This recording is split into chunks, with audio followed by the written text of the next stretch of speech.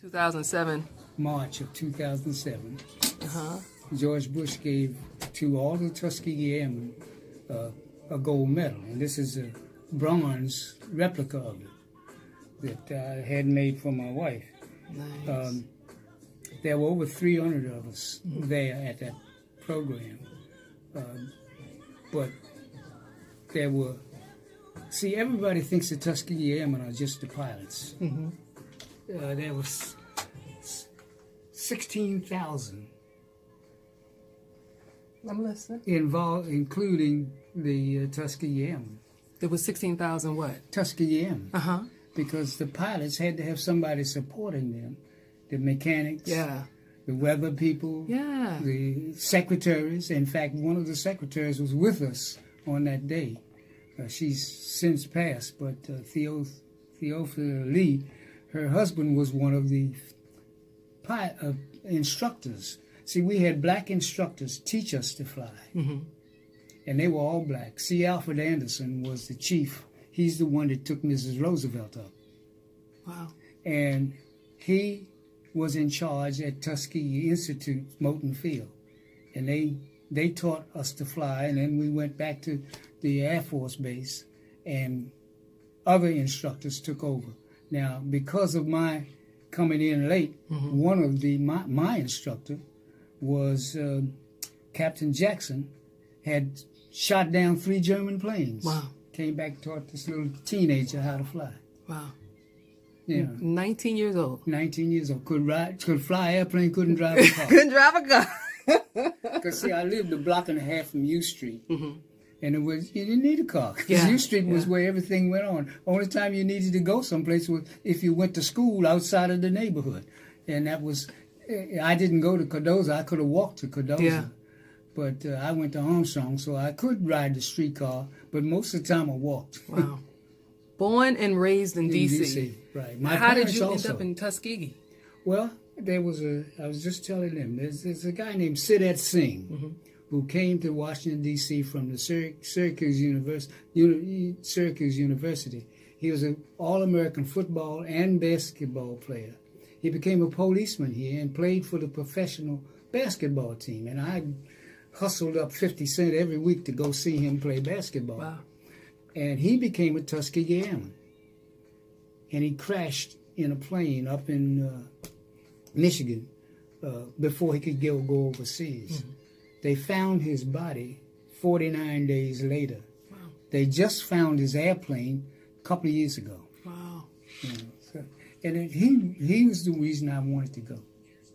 And so that was your motivation. Amen. Amen. It wasn't a drive for college. It wasn't, hey, I really want to fly. You didn't as a kid. Well, as a kid, I used to build model airplanes. So it was in you. Yeah. I used to build, there were 3 of us. So I used to build model airplanes, and then we'd go to Buddy's house, get up on the roof because his mother didn't know we were there, and fly them off the roof. Wow. I also watched them build National Airport from this side on my bicycle.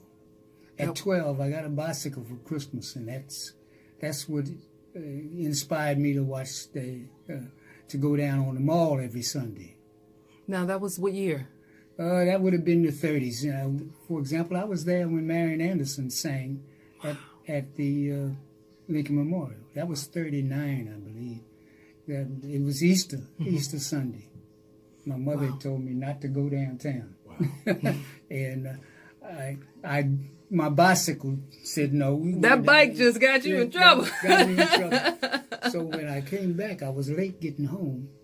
And my mother said, where have you been? I couldn't lie. So I said, Mom, I saw Marian Anderson singing. She said, that's great.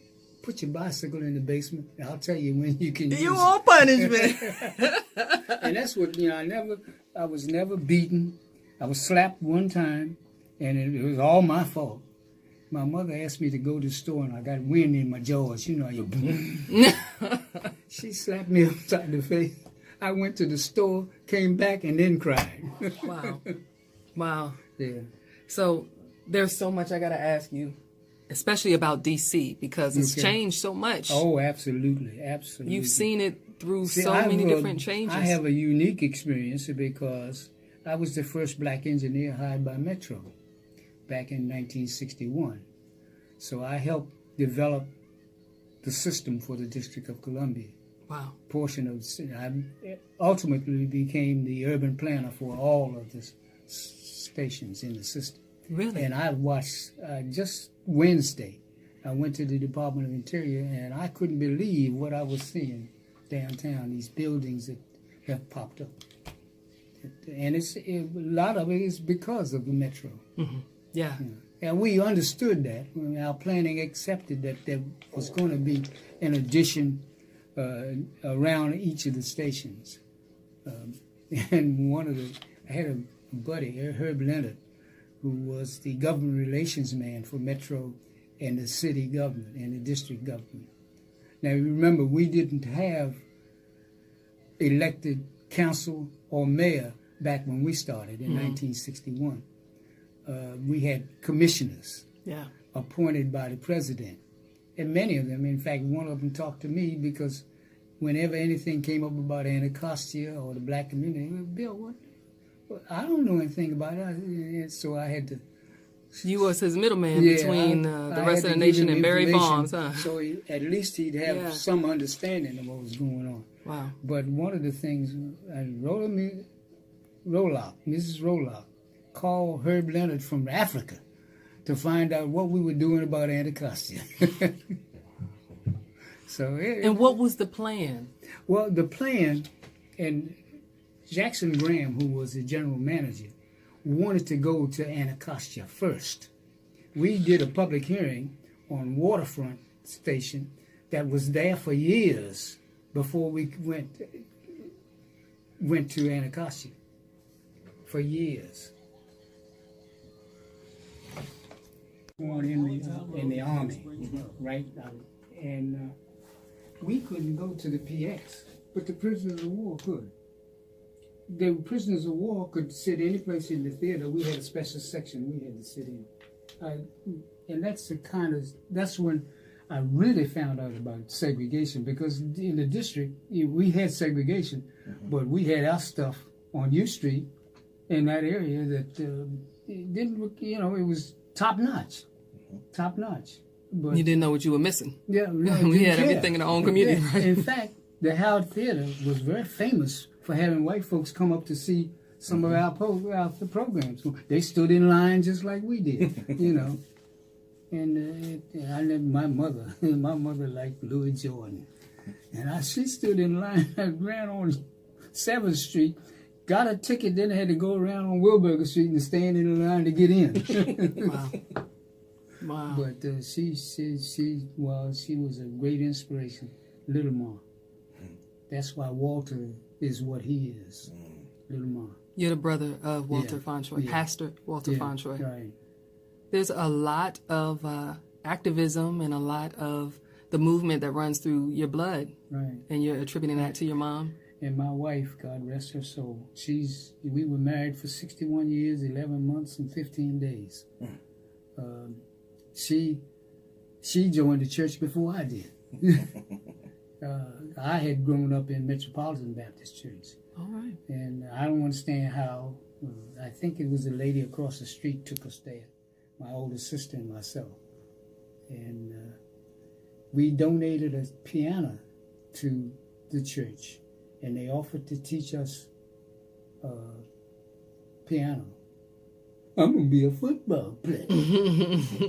Well, big dummy. I never learned to play anything except the radio. And I love music. And my father was a drummer. But he never taught, I never understood that. As I got older, I didn't understand why he didn't teach us to play the boys, at least to play the drums. But he was a drummer. He told me a story one time about I grew up with my father. When the war started, I quit high school and went to work in the government at the patent office where my father worked. So we walked to work together every day for 2 years, because I was 16 when I started, and when I was 18, I went into service. But I grew up with him, and that was one of the things that we talked about. And he told me about he was playing someplace and they got in a fight. He put my mother in the drum Oh, to hide her from the fight. wow. But, you know, those are the kind of things that went on back then. I'm sure it's not unique in my family, but it's one of those things that very frankly, I'm very proud of what came before me. Yeah. My dad played semi-pro baseball. He played for a team that went to Richmond on one Sunday and Baltimore the next Sunday. Wow.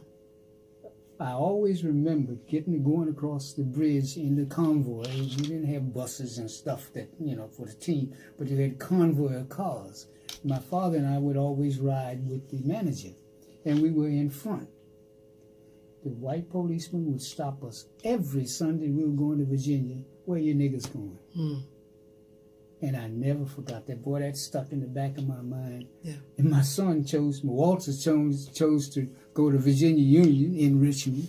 And my wife we take him back when he comes here. And so I had to go to Richmond for that.